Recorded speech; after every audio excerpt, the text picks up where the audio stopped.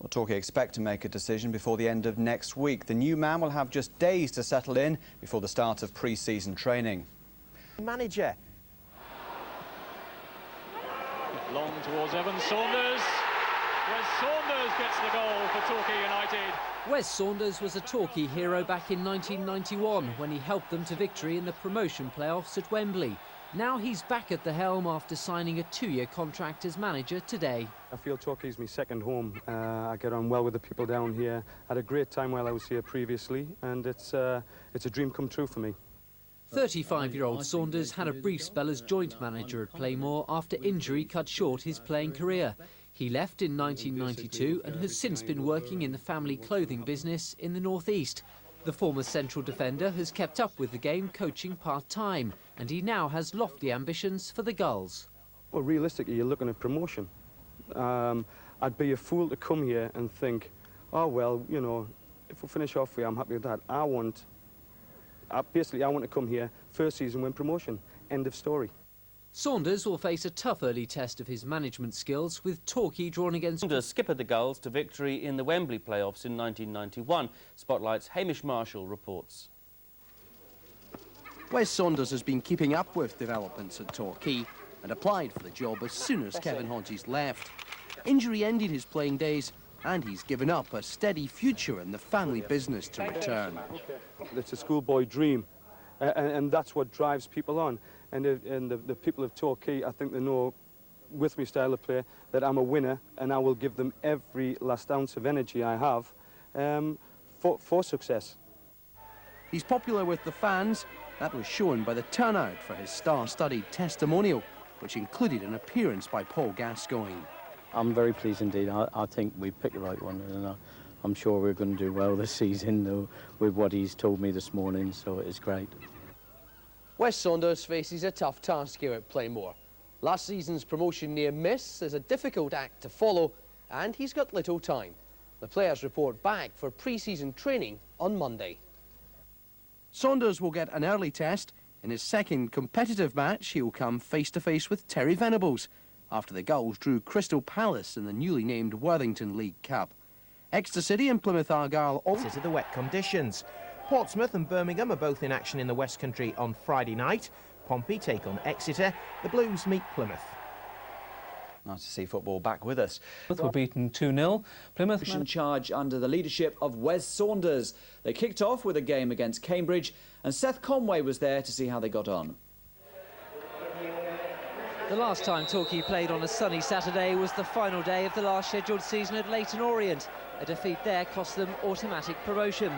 As a new manager now, Wes Saunders has had a spell in the clothing game, but he's returned to try and fashion a successful side as he cuts his managerial cloth at the club he loves. And immediately Torquay have an attack and they forced a corner.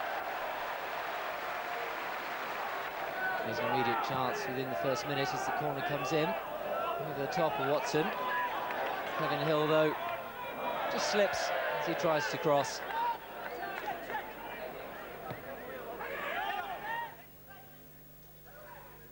Comes the throw into the penalty area as far as Alex Russell.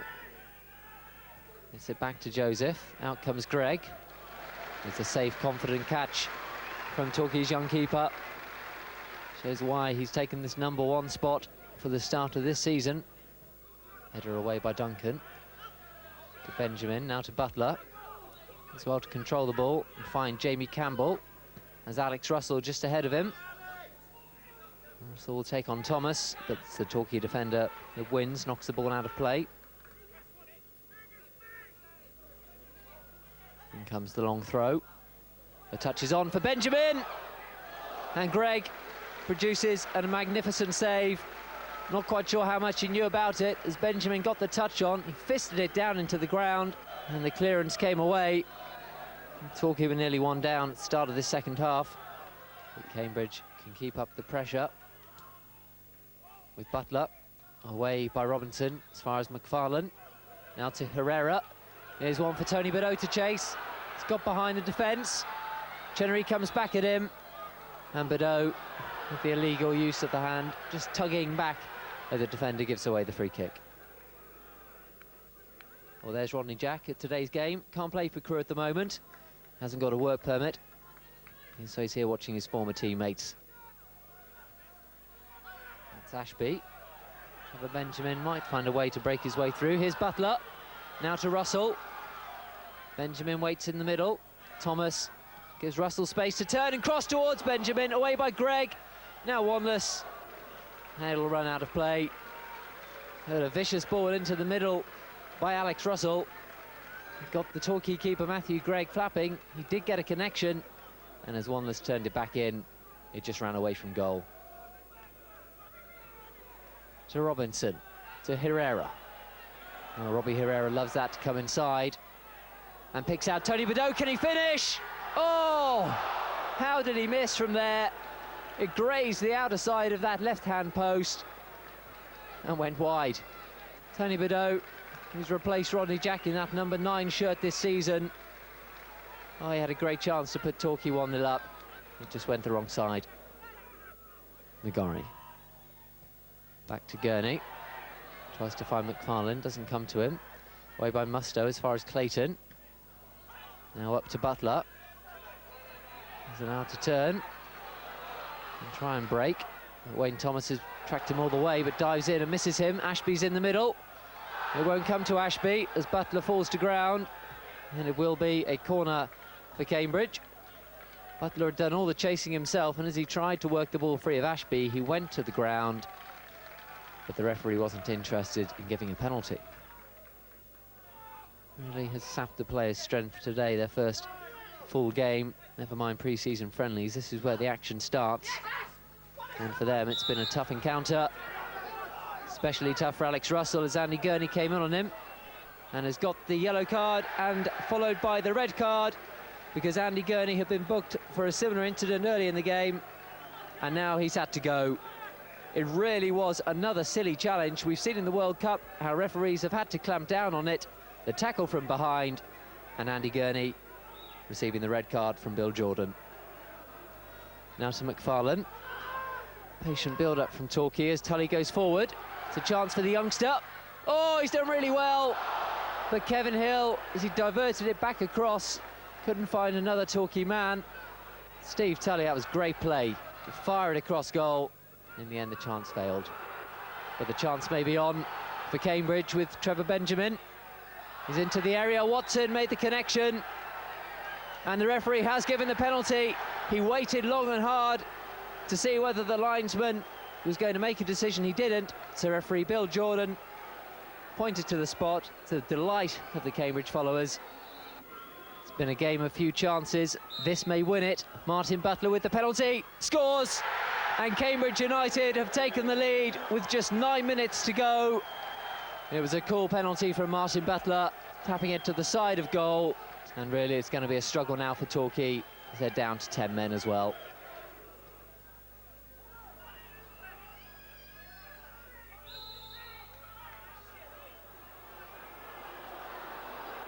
And Kevin Hill is going to go because he has been booked before. And Torquay are now down to 9 men. Mustoe. Wanless wants it as well, but Mustoe fires and fires wide. But that'll be the last action of the game. Cambridge United have won by 1-0. And referee Bill Jordan having to be shepherded away by the stewards against angry protest from Torquay. Assistant manager Wes Saunders and Alex Watson incensed that he's sent 2 of their players off today. It doesn't change the scoreline though. It's finished Torquay 0, Cambridge 1. 2,500 people in this ground would have felt the same as I did. Obviously I feel a bit stronger because I'm the manager of the side and you want to get off to a good start. But I think without saying too much on it, you can tell the referee's inexperienced, let's say.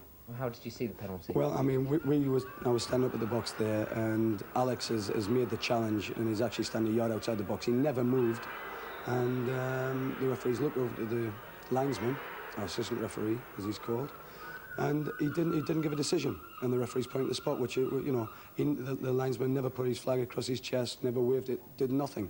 So how he can come across a penalty decision is beyond me. So a disappointing start for Wes Saunders on week 1 of the new season. All our teams are... Alex Watson clearly outside the area when he made the challenge, but referee Bill Jordan marred his league debut by awarding a spot kick that won the game and sending off Andy Gurney and Kevin Hill. Both, though, available for tomorrow's Plum home cup tie against Crystal Palace.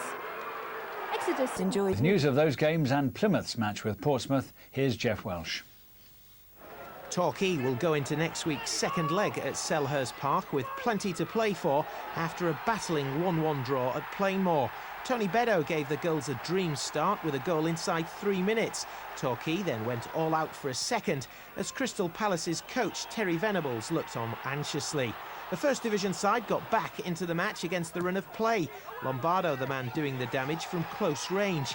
But the home side still had chances before the break to retake the lead.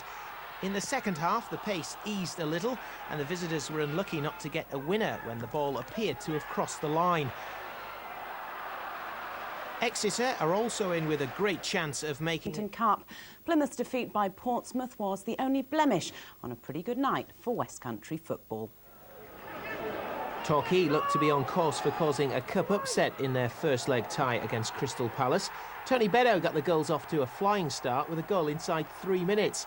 But the First Division side, coached by Terry Venables, managed to get back on level terms when Italian star Lombardo finished off from close range. The main talking point came in the second half. Palace will feel hard done by that they didn't get a winner after the ball looked to have crossed the line. It also finished 1-1 at Exeter, where the Grecians were playing Ipswich. Ashley Bayes was the Devon side's hero after pulling off a penalty. Drew with First Division opposition last night, but Plymouth Argyle lost at home. Hamish Marshall reports. Torquay's Wes Saunders, the newest manager in the league, locked horns with ex-England boss Terry Venables and came out with plenty of credit.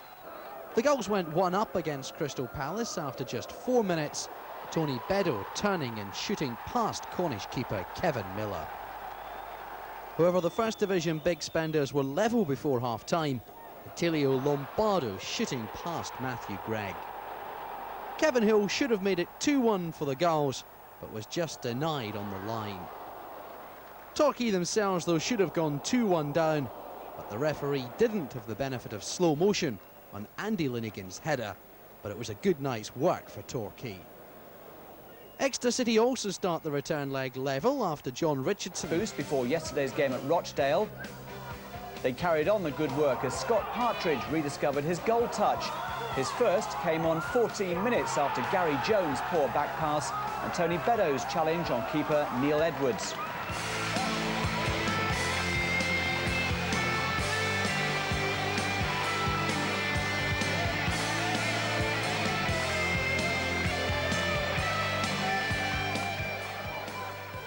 Partridge's second strike was well worth seeing. Excellent break and a really clinical finish. Torquay beginning to find their feet then after that Cambridge setback.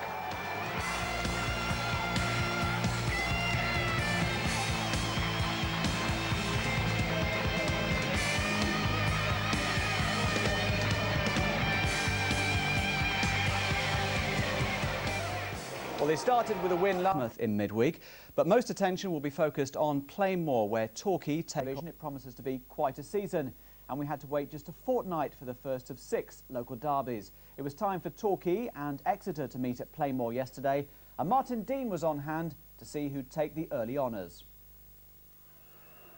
Well, a sign of things to come. This the first of 6 Devon derbies this season. A long-established fixture on the Devon sporting calendar. This one, of course. This will be the 89th meeting between these two teams since hostilities first began in 1927. Well, Exeter have a pretty good record here at Plainmoor. They've won on 17 of their previous league visits. That's just one less, in fact, than Torquay have managed here at home. Torquay, though, boosted by the fact that 2 of their players, Gary Clayton and Brian McGorry, have both passed late fitness tests. They are, of course, without the suspended Andy Gurney and Kevin Hill. For Exeter City, well, Graham Power misses the game after aggravating a niggling back injury in the midweek cup defeat at Ipswich. So Jimmy Gardner is brought in to replace him.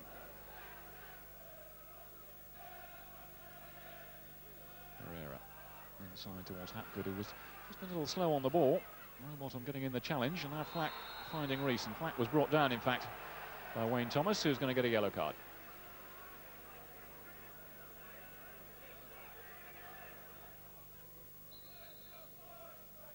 Sean Gale then with the free kick.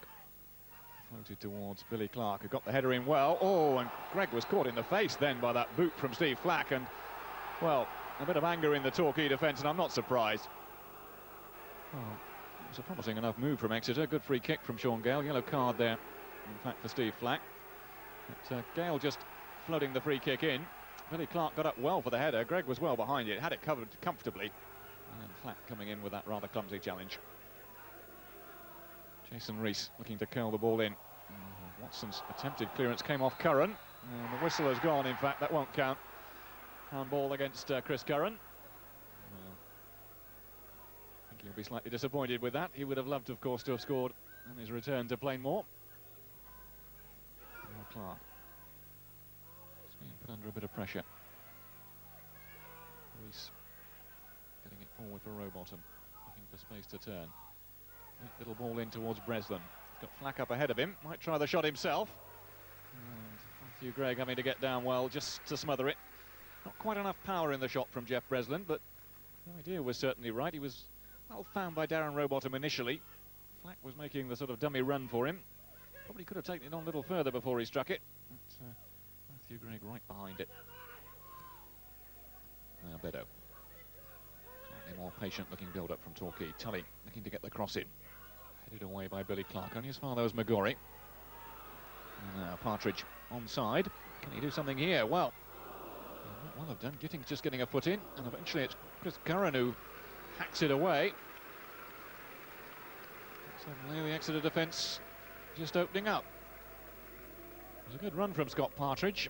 He was onside, I think, perhaps to the surprise of one or two of the Exeter defenders. And if the cross had been a little more telling, who knows, Torquay might well have found themselves in the lead. Flack flicked towards Richardson. Rowbottom getting the shot in. Oh, just wide from Darren Rowbottom. Well, that's the closest we've come to a goal in this first half.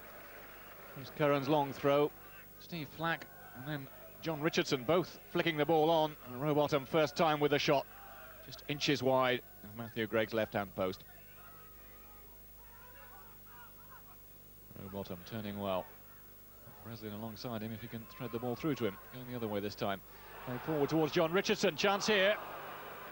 Richardson getting underneath it. Well, again, it was a good build-up from Exeter. Darren Rowbottom, who's had a splendid first half, heavily involved. He turned one way and then the other. John Richardson timed his run. Rowbottom timed the pass. And unfortunately, Richardson got underneath it. Rees making a good challenge now. Jimmy Gardner looking to thread his way between two players. Gardner still going, playing it in towards Steve Flack. Oh, and Matthew Gregg just turning it away. Or did he get a touch, in fact? The referee's given a goal kick. Jimmy Gardner setting it up with that neat little run between a couple of players. He was teasing. And then finding Steve Flack with a good ball. Flack might have pulled it back for Darren Rowbottom. Decided to have a go himself. And the ball just wide in the end. Clayton playing it square for Herrera. Came off Jason Rees. Steve Flack with the header away. And now Breslin getting it forward towards Rowbottom, who brings it down well. Played inside for Jason Rees. The break was on, but he turned the wrong way almost, and then plays a good ball. This is Sean Gale, curled in towards Richardson, gone beyond him. Well, the flag in fact up for offside, as Jeff Breslin turned it in at the far post. And again, a promising break from Exeter. Jason Rees looked as if he'd gone the wrong way, but then found Sean Gale with a good ball. But, Gale's cross catching three players offside. Bayes, a long clearance, headed away by Thomas. And Partridge onto Billy Clark quickly, and playing it through the middle towards Tony Beddoe. Beddoe looking up, just trying to create a position for the shot. He gets one in, and touched away by Ashley Bayes. And Tony Beddoe holds his head. I thought he might just have made the breakthrough then.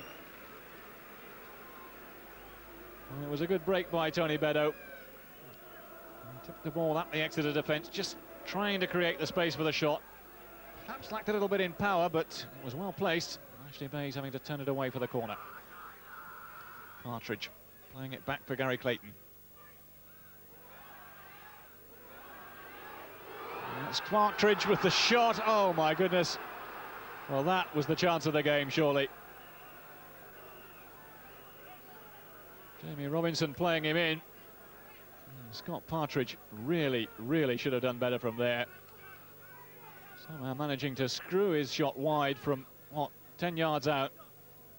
And really had the goal at his mercy. Chris Fry is going to come on in place of Darren Rowbottom. I suspect might just be feeling the effects of a knock.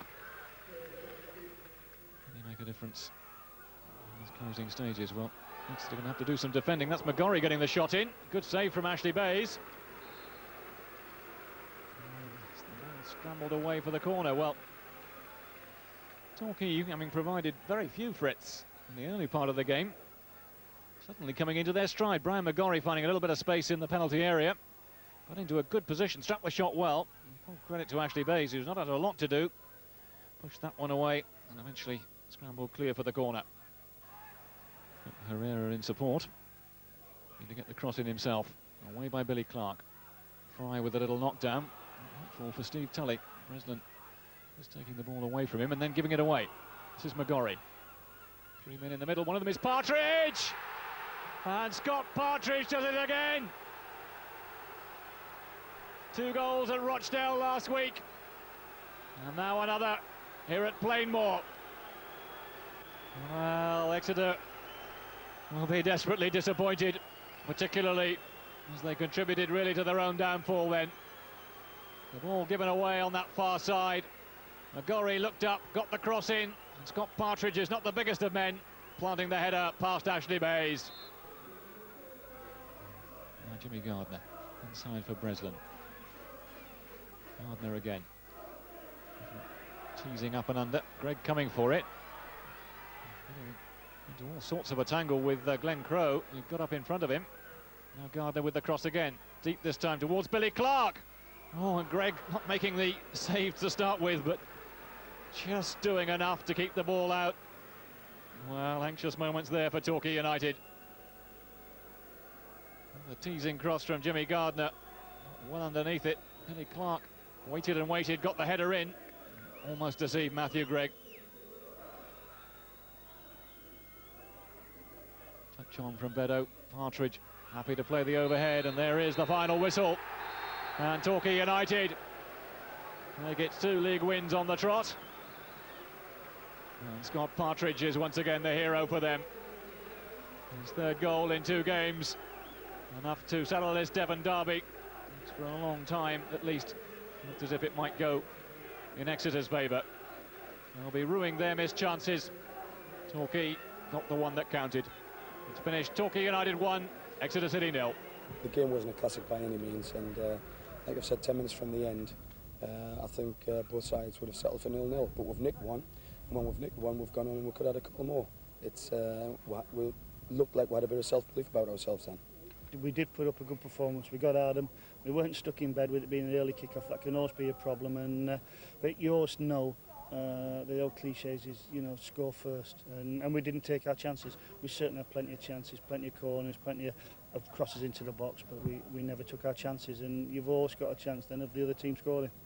It looked a little bit as if you might have missed your chance this afternoon, because you had a golden opportunity just before the goal, didn't you? Well, that was playing on my mind a bit, because I really should have done better with that, but it come to me and I just couldn't get my feet right and put it wide. But I thought to myself, I'm going to get another chance here, because at the minute I'm full of confidence, and I always feel like that I'm going to get one chance or another. And a header, that's something of a rarity for you, isn't it, scoring goals with your head? It's a very, very rare thing for me, yeah, but I thought it was quite a good one myself.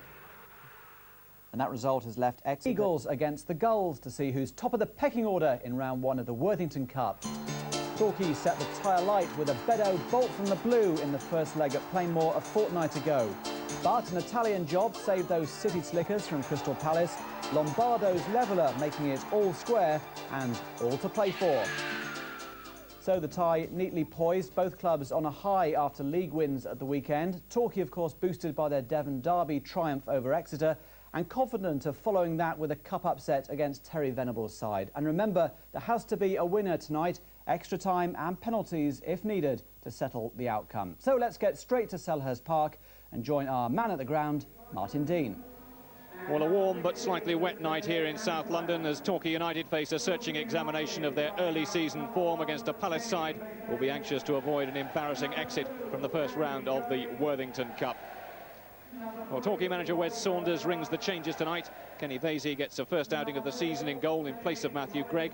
Andy Gurney and Kevin Hill both return after suspension, while Chris Ledbetter comes in for his first game of the season in place of the injured Gary Clayton. Well, Scott Partridge will be hoping to continue his rich vein of form, having scored 3 goals in 2 games. He'll be full of confidence tonight. Partridge, of course, one of the many free transfers in the Torquay United squad. By contrast, Bruce Dyer is one of a growing band of £1 million-plus players here at Crystal Palace. He's yet to fulfil his full potential after joining them as a 19-year-old, but ominously, he says he's now a reformed character under Terry Venables and will be anxious to build on a sparkling display against Oxford on Saturday. Well, Palace still have their share of injury problems. Skipper Paul Warhurst is the latest to join the casualty list, while former Exeter City goalkeeper Kevin Miller has failed to recover from the knock which kept him out of the Oxford game, and so veteran Fraser Digby keeps his place between the sticks.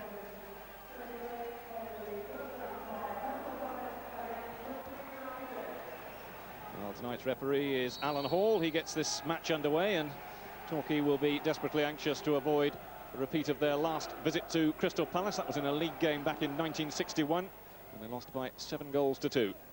They certainly won't want to see anything like that tonight, although they'd be happy to score a couple. They do, of course, need an away goal if they're to progress in the competition. Kevin Hill back in the side after suspension, and forcing... Well, it's actually gone for a goal kick. Hill thought he might have got the corner, actually. But, promising start for Torquay. Well, obviously part of the plan that Wes Saunders had in mind was to take the game to their opponents tonight.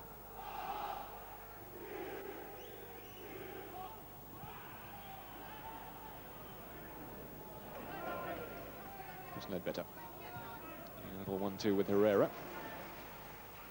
And again, giant figure at the back. It's a flick over the top by McGorry. Mike from Bedo, and well, Digby had to come out of his area. Now, did he handle that? Well, it was a good ball over the top from McGorry. That was Linnigan's initial header. Here's McGorry just flicking it over the top. And Bedo coming through, he was onside. And, well, no, I think it hit Digby on the chest. Better just playing it short from McGorry.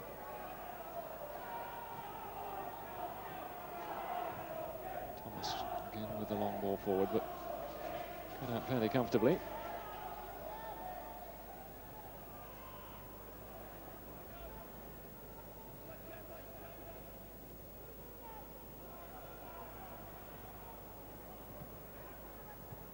Really looking to thread it through towards Tony Bedo.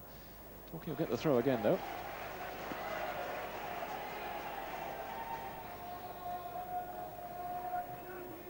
Gurney. Saturday's derby against Exeter, of course, having been sent off in the opening game of the season against Cambridge. He's taken the ball out of play. Taken quickly. Krecic threading the ball well through for Jamie Smith. And now Bruce Dyer. Lombardo has taken up the position in the middle.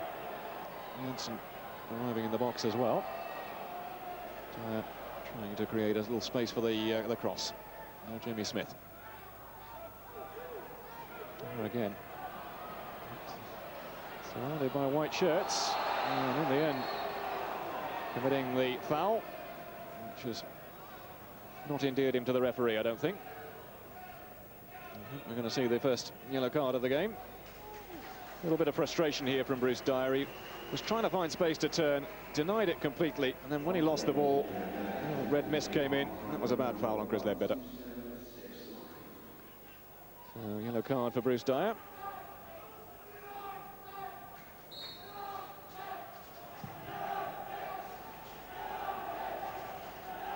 Ryderson with the header clear. Nagori looking to turn it back in. The flag is up, in fact, on the far side. Scott Partridge, I think, just caught in an offside position. He's back a few yards from that. He'll be back a few yards from that as well, actually. But, referees tend to be not too fussy when we're talking about offsides near your own penalty area. Pereira inside for Ledbetter.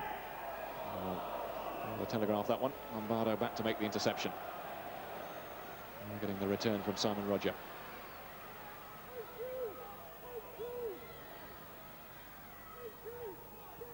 No way through. Back for Mullins. Torquay really are tackling well. That's Partridge looking to play Beddoe away. Now Ryderson has come across. As well he did as well, because Torquay suddenly looked as if they might have had the quick break on.